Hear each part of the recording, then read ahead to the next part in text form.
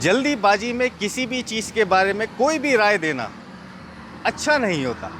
ये बाइक हमारे पास 3 दिन से है और हम 3 दिनों से इसको चला रहे हैं और सीरियसली बताऊं, जिसको कहते हैं कि सीन ही बदल देना, अब इस कंपनी ने अपना सीन ही बदल दिया है। सबसे पहले सुनते हैं इसका साउंड, कि साउंड कैसी करती है भाई।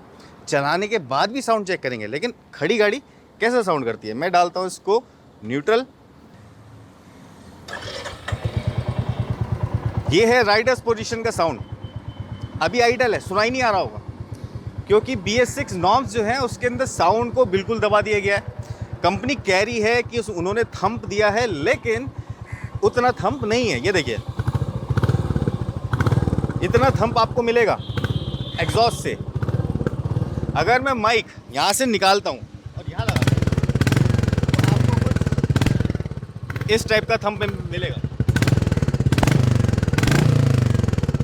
और अगर इसको एक्सीलरेट किया जाए, जो कि ऐसी क्लासिक बाइक्स को नहीं किया जाता, अगर जैसे मैं इसको तेज़ी से एक्सीलरेट करूँ, देखना,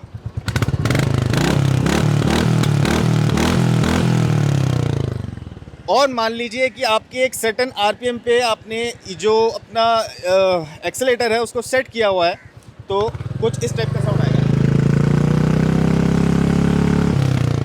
कुछ इस टाइप का साउंड आएगा जब आप लगातार चल रहे होंगे। जो लोग पुराने शौकीन हैं, royal Enfield classic, standard, bullet, जिस मर्जी के, उन लोगों को एक फीलिंग आना जायज़ है। वो ये फीलिंग है जिसको बोलते हैं मॉडर्नाइजेशन।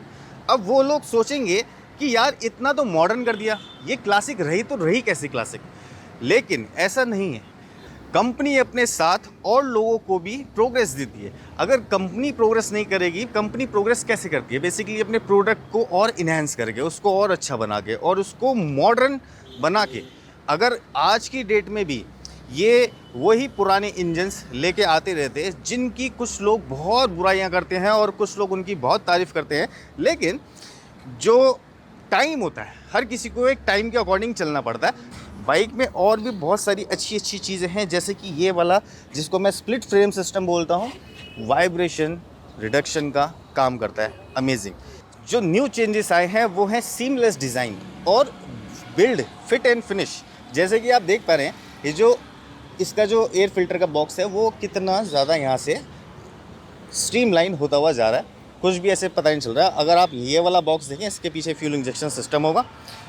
आप यहाँ पे अगर देखें तो यहाँ पे आप कुछ और ग्राफिक्स का काम भी कंपनी के थ्रू या फिर एक्स्ट्रा से करवा सकते हैं।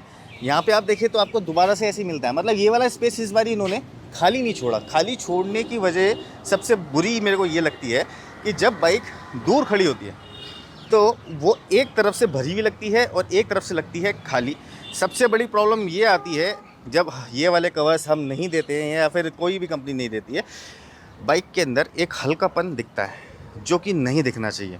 तो इन्होंने इस बारी क्या किया कि इस वाले पोर्शन को, जो अंदर आप देख रहे हैं सिस्टम, इस सिस्टम को, फ्यूल इंजेक्शन सिस्टम को, इन्होंने दोनों तरफ कवर से ढक दिया। कंपनी की क्या फ़िलॉसफी है? कंपनी की फ़िलॉसफी है कि जो इंटरनेशनल स्टैंडर्ड हैं उस पे ही सारे मॉडल्स बनाए जाएं। जो आप इस वक्त ये पेंट की जो क्वालिटी देख रहे हैं, ये पेंट की क्वालिटी मुझे पहले से काफ़ी इम्प्रूव्ड लग रही है। मतलब मान सकते हैं इसको कि 8 आउट ऑफ 10 की पेंट की क्वालिटी इन्होंने ऐसी दे दी है। और जो मिलिट्री ग्रीन, जो सिग्नल कलर है, उसका पेंट तो आउटस्टैंडिंग है, जो कि मैट में है।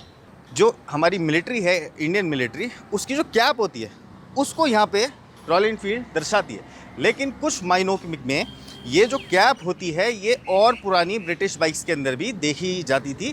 पहले क्या होता था कि लाइट के जो लेंस सिस्टम होते थे वो लाइट को फ्लड करके छोड़ते थे। फ्लड मीन्स ऐसे करके फैला देते थे, तो जो राइडर होता था उसके ऊपर वो रोशनी आती थी रात को।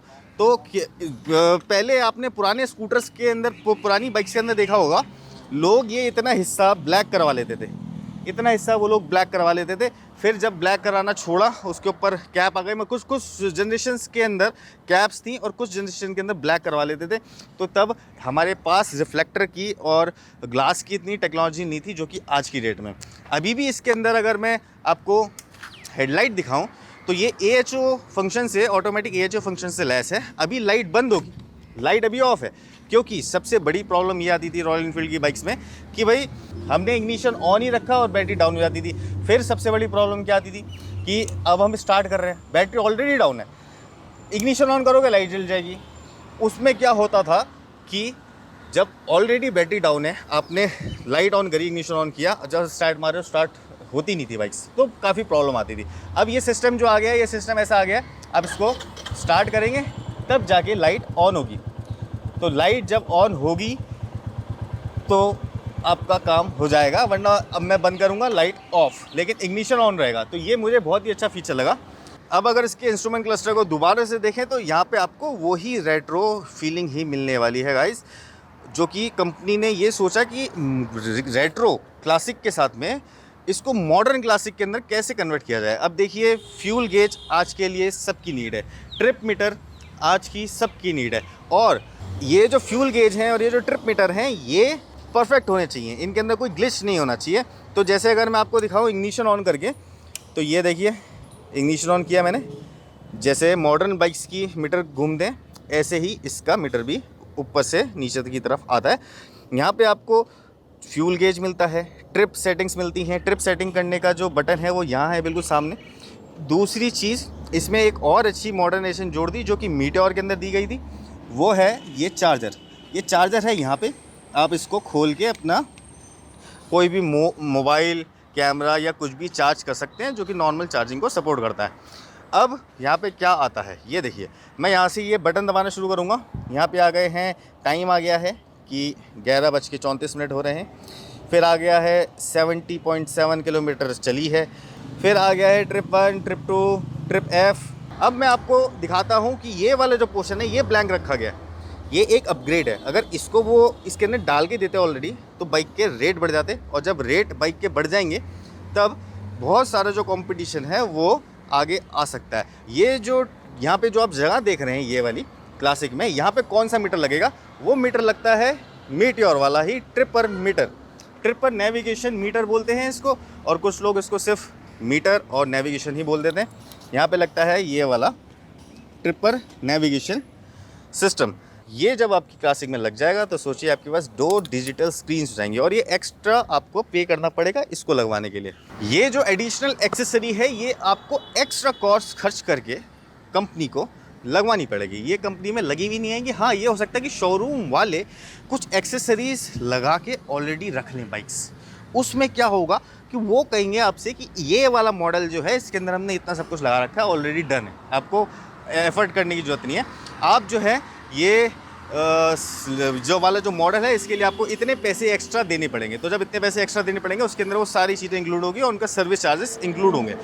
अब मैं बात करना चाहूँगा इसकी सीट की। जो सीट है, मैं पहले समझता था कि जो मीटियोर की सीट है वो काफ़ी कंफर्टेबल है, लेकिन जो इसकी सीट है ये इसमें ऐसा एक कुशन है जो कि आपको बैठने के बाद पता ही नहीं चल रहा है कि आप कहाँ बैठे हैं, किस सीट पर बैठे हैं और कैसे बैठे हैं। ये देखिए, ये राइडर सीट तो है ही, जो ड्राइवर होगा उसकी सीट तो है ही, पिलियन सीट भी है। पिलियन सीट भी इतनी प्यारी और इतनी अच्छी है, आपको ऐसा लगता है जैसे कि आप बहुत आलीशान सोफे पे बैठे हैं। अभी मैं आपको दिखाना चाहूँगा मीटियोर की सीट। तो ये जो मीटियोर है, मीटियोर के अंदर अभी एक कवर चढ़ा रखा है, लेकिन मीटियोर की जो सीट है वो भी बहुत सॉफ्ट है, बहुत सॉफ्ट। आगे वाली और पीछे वाली थोड़ी कम है, लेकिन आगे वाली इतनी ज़्यादा सॉफ्ट है कि पता ही नहीं चलता है। अब देख लेते हैं ये जो 2 पैनल हैं इनमें क्या मिलता है और कैसे मिलता है। मैं आपको दिखाता हूँ खोल के। ये होना चाहिए बैटरी बॉक्स। तो ये देखिए, ये है बैटरी बॉक्स, इसी के अंदर आपको सारे टूल्स मिल जाएंगे। ये सारी चीज़ यहाँ पे बैटरी का सिस्टम बना दिया गया है और पूरे अच्छे से पैक्ड है। जो बैटरी है इस बार इन्होंने मॉडर्न बैटरी लगाई है न्यू टेक्नोलॉजी के साथ। इस बारी का जो लॉक सिस्टम है वो भी नया है, ये आप लॉक सिस्टम देख सकते हैं। ये कुछ इस टाइप का लॉक सिस्टम है, बिल्कुल ब्रांड न्यू तरीके का। जो पहले के लॉक सिस्टम होते थे उसके अंदर सबसे बड़ी प्रॉब्लम क्या होती थी, वो जब गड्ढों में जाते थे, कहीं से कुदा गए, कहीं से कुछ हो गया, लॉक खुल जाता था, अंदर का सामान निकल के इधर उधर हो गया। अगर आप पेपर वगैरह रख रखे हैं, मैंने तो इनफैक्ट कॉन्टिनेंटल जीटी का भी एक सीन सुना है कि वो साइड का फ्रेम निकल के कहीं पे निकल गया। अब मैं यहाँ दिखाता हूँ आपको, ये वाला जो पोर्शन है इसका, इसके अंदर एयर फिल्टर की जगह है। ये एयर फिल्टर की जगह है गाइस। दूसरी चीज़ है एयर फिल्टर का जो इनटेक है। अच्छा हाँ, एक मैं आपको एक चीज़ और समझा देता हूँ। एयर फिल्टर का इनटेक यहाँ से नहीं है, ये आपको डॉक्यूमेंट रखने के लिए जगह दी गई है। एयर फिल्टर का इनटेक है यहाँ से, पीछे से इनटेक है। अगर आप ये देखें तो, अगर आप इसको थोड़ा सा हटाएं, तो अगर आप हटाते हैं इसको यहाँ से, तो यहाँ पीछे देखिए, ये है एयर फिल्टर का इनटेक। मैं इसको दोबारा लगा देता हूँ। ये जगह दी है डॉक्यूमेंट रखने के लिए, आप अपना इंश्योरेंस वगैरह वो सारी चीज़ें यहाँ पे पॉलीथीन में पैक करके रख सकते हैं। अब हम नए नए वीडियोस और लेके आ रहे हैं, नई नई मोटरसाइकिल्स के, और ऐसे वीडियोस देखने के लिए हमारे साथ बनी रहिए। तो चलिए bye bye, keep watching, keep rocking. King Indian test ride का वीडियो है नेक्स्ट, जो आप कल या परसों देखेंगे।